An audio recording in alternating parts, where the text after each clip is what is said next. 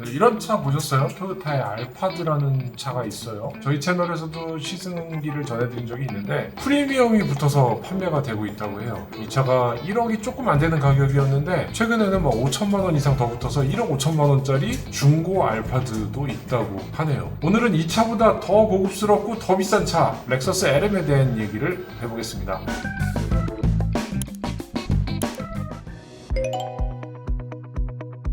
우리나라에서 고급 밴이라고 하면은 카니발, 하이리무진 모델이 있죠.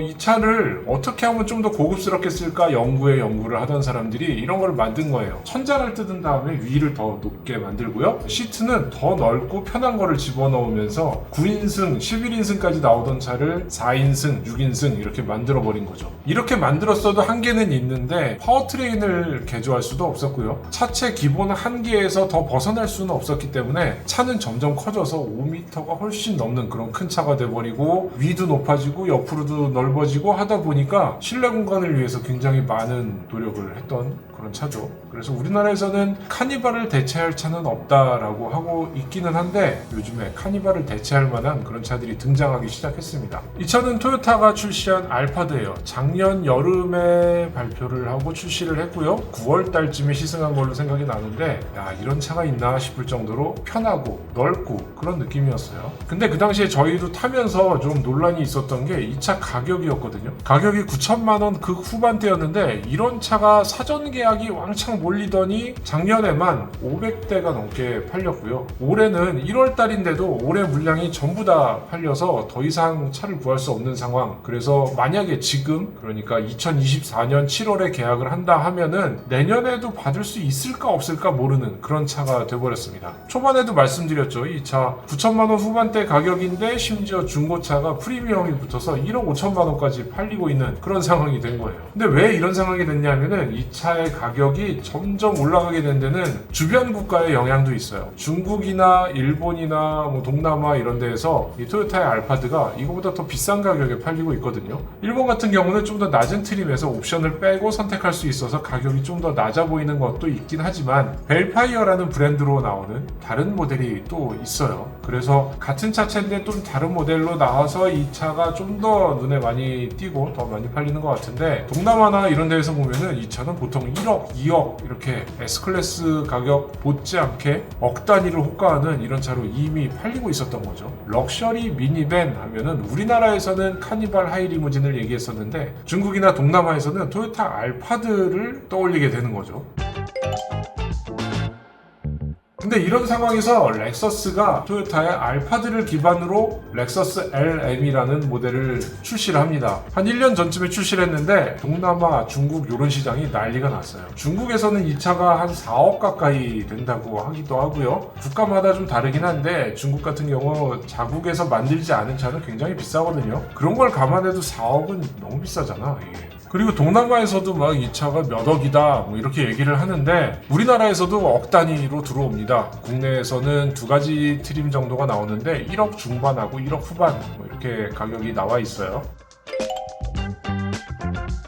일단 가격이 보통 뭐 예사롭지가 않습니다. 1억에서 2억 사이다 이렇게 보면 되니까 이 정도 가격에서 우리가 살 수 있는 차 생각을 해보면은 벤츠의 S클래스도 있고요. BMW 7 시리즈, 벤츠 SUV 중에서 GLS 같은 차들도 비슷한 가격이에요. BMW의 X7도 마찬가지고요. 1억 중반에서 후반까지 가면은 엄청난 여러 차들 가운데 럭셔리한 것들을 살 수 있는 가격인데 렉서스의 LM이 바로 그 가격대에 국내에 출시를 한다는 거예요. 그러니까 이런 가격으로 나오려면은 당연히 차는 뭐 고급스러워야겠죠. 그리고 승차감도 좋아야 되고 품질도 좋아야 되고 엔진음도 좋아야 되고 뭔가 우리나라에서 좋아하는 하차감도 좋아야 되고 이럴 텐데 우리나라에서도 실제 타겟 고객이 뭐 S클래스나 7 시리즈 이런 것들을 타고 있던 고객 혹은 이미 타고 있어서 추가로 더 구입하려는 고객들이 타깃이라고 하기도 합니다. 사실 이런 차들은 뭐 연간 팔아봐야 우리나라에서 수천 대 팔기가 힘들 거예요. 한 1, 2천 대 정도 팔리지 않을까 예상이 되는데 사실 물량도 그렇게 많지 않다고 해요. 이 정도 수요는 예를 들면은 아주 고급 차들을 갖고 있는 오너들이 가족용이나 회사용으로 한 대를 더 산다거나 고급스러움을 지향하는 호텔에서 의전용으로 구입을 한다거나 기업에서 임원들한테 나눠준다거나 하는 용도의 차로 충분히 쓸 수 있는 거죠.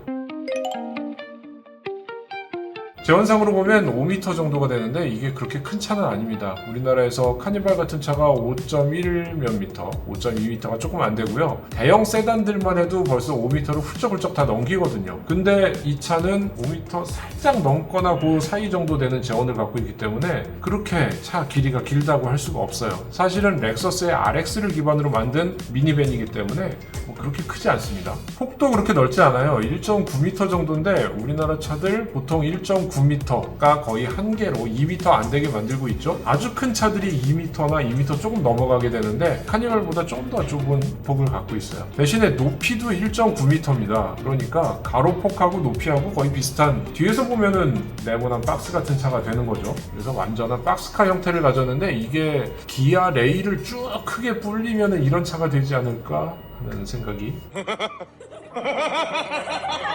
Don't even worry about it. 2.4L, 2.5L 하이브리드 파워트레인이 들어갑니다. 예전에는 6기통 가솔린 이런 것들도 나왔었는데 이번 모델이 나오면서 6기통 가솔린 모델은 없어지고 모두 다 하이브리드로만 만들기 시작했어요. 우리나라에서는 2.4 터보에 6단 다이렉트 시프트 변속기가 들어간 이 모델만 먼저 출시를 합니다. 이 차 이름이 LM500H 이렇게 나오는데 이거는 좀 더 고급 모델이에요. 그러니까 우리나라에서 제일 비싸고 좋은 거부터 먼저 출시를 하고 2.5 모델은 들어올지 아직 모르겠어요. 나오더라도 차후에 출시할 것 같은데 이 얘기에 대해서는 아직 안 나와 있고요. 이 하이브리드 파워트레인에 대해서는 뭐 좀 할 말이 있죠. 이게 기존에 보면은 크라운 같은 차에서 2.4, 2.5 이런 것들이 섞여서 나왔었는데 2.5보다는 확실히 2.4 하이브리드가 좋았었거든요. 그 느낌을 그대로 살려서 이렇게 고급차에도 집어넣겠다 이런 전략인데 이 차가 진짜 고급차로서의 그 가치를 다할 수 있느냐는 2.4 하이브리드를 어떻게 잘 섞어서 넣었느냐, 여기에 좀 포인트가 있을 것 같아요. 사실 이 차의 외부 디자인은 그렇게 특이하지가 않습니다. 우리가 알파드를 봤었기 때문이기도 하고요. 사실 그게 크죠. 그 차에서 앞에를 렉서스의 그릴 형태를 집어넣고 뒤에는 좀 더 깔끔하게 이렇게 쑥 이런 모양으로 처리를 했다 그럴까? 그냥 좀 더 고급스러워 보인다? 이런 느낌만 있을 뿐 알파드하고 크게 다르지는 않아요. 근데 실내를 보면은 완전히 다른 차라는 걸 볼 수 있어요. 슬라이딩 도어가 들어있는 차 문을 열고 딱 들어가 보면은 6인승, 4인승 차에 따라서 완전히 다른 모양이 펼쳐집니다. 기아의 카니발 하이리무진이 약간 우등 고속 같은 느낌의 좌석을 갖고 있다면은 토요타 알파드 같은 경우는 비행기의 비즈니스 클래스하고 비슷하다고 표현을 할까? 그렇게 됐는데 이 렉서스 LM을 보면은 비즈니스 클래스 중에서도 최신 기종의 고급스러운 비즈니스 클래스 이런 게 될 것 같아요. 퍼스트 클래스까지 가려면 옆좌석도 치워버리고 거기까지 막 누워서 갈 수 있게 퀸 사이즈 매트리스 하나 들어가야지 되지 않을까라는 생각이 들어서 신형 비즈니스 클래스, 구형 비즈니스 클래스라고 비교할 수 있지 않을까 혼자 생각을 해봤고요. 실내는 두 가지 시트 4개짜리, 6개짜리가 있는데 4개짜리가 더 비쌉니다. 1억 9,600만 원, 6개짜리는 1억 4,800만 원이에요. 이 실내의 차이는 시트 4개짜리가 중간에 1열과 2열 사이에 격벽이 들어있어요. 거기에 아주 커다란 스크린이 들어가 있고 유리로 된 창문도 있는데 이게 전동으로 올라갔다 내려갔다 이렇게 작동이 돼요. 그리고 버튼을 누르면은 불투명하게 바뀝니다. 이거 옛날 영화에서 보던 뭔가 중요한 인물들이 뭔가 은밀한 대화를 할 때 기사가 듣지 못하게 딱 가리는 그런 역할을 하는 건데 그런 것들이 바로 들어가 있는 거죠.